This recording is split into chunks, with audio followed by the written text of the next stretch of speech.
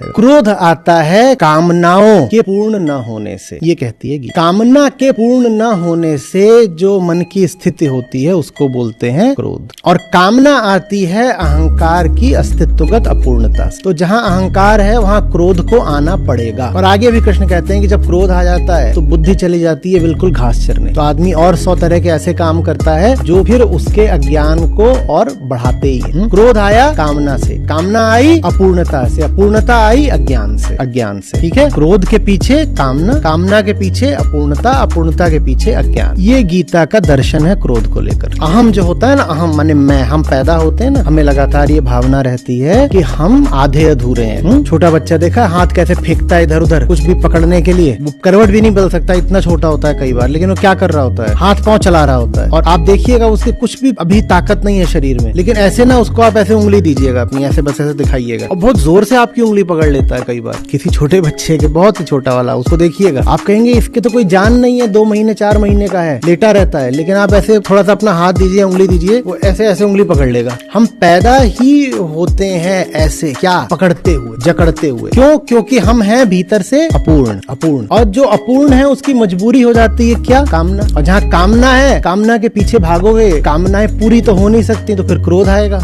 इसीलिए अपूर्णता के पीछे कहा गया है अज्ञान। तुम स्वयं को जानते नहीं, इसलिए तुम्हें लगता है कि तुम आधे अधूरे हो। तुम स्वयं को जानते नहीं, तुमने मान लिया कि तुम आधे अधूरे हो। जब तुम आधे अधूरे हो स्वयं को न जानने के कारण, तो उसी न जानने की स्थिति से तुम अपनी कामना का भी चुनाव कर लेते हो कि फलानी चीज मिल जाए तो अधूरापन हट जाएगा। भाई तुम आधे अधूरे हो, यही बात कहाँ से आ रही थी? अज्ञान से। तो फिर कामना भी कहाँ से आएगी? अज्ञान से। जब कामना अज्ञान से आई है तो जिस चीज के पीछे जा रहे हो वो चीज कभी फलित होगी? तो कामना में जो चीज मांग रहे हो कभी मिलनी नहीं है, क्योंकि कामना ही गलत चीज की कर रहे हो। अरे भाई मैं यही नहीं जान रहा कि मुझे बीमारी क्या है, तो उस बीमारी को हटाने के लिए मैं जिस दवाई की कामना करूंगा वो कामना सही होगी गलत होगी? बोलिए। मेरी नाक में दर्द है पर मैं अज्ञानी हूँ, तो मुझे लग रहा है मेरी पीठ में दर्द है, ठीक है। अभी सुनने में लगा ऐसा तो कोई होता नहीं, हम सब ऐसे ही होते हैं। नाक में दर्द है पर अज्ञानी हूँ, समझ नहीं रहा कि माजरा क्या है, तो मैंने मान लिया है कि दर्द कहाँ है? पीठ में। तो अब मैं जो कामना करूंगा वो किस चीज को मिटाने की होगी? पीठ के दर्द को। अब मैं चला गया कहीं से जाकर के पीठ के दर्द की दवाई ले आया, अब वो दवाई मैंने खूब खा भी ली, उस दवाई को खाने से क्या होगा? पीठ में दर्द शुरू हो जाएगा और नाक का दर्द जैसा था वैसे ही रहेगा। तो अब मुझे आएगा क्रोध। Anger is the frustration of desire.